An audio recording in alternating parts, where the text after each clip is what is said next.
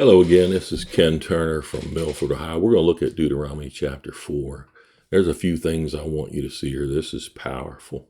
It's where God spoke. He called the children of Israel in chapter 4 there to come to the mountain.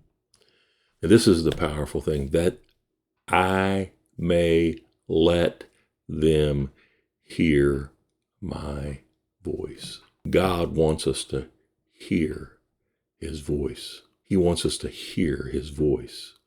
It says here in verse 11, the mountain burned with fire to the heart of heaven. In other words, the very depth of heaven.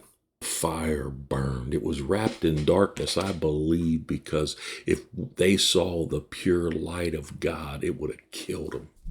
And then the Lord spoke. The Lord spoke out of the midst of fire. They heard words, but they didn't see God. They only heard God's voice. And then in verse 13, it says, he declared to them the covenant.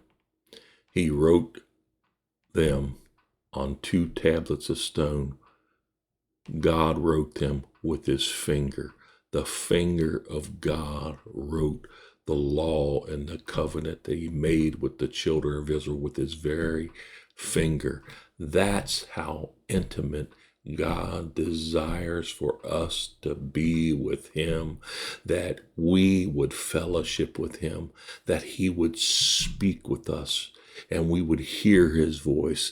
We would see his glory and the fire of God, and he would speak and move on our behalf.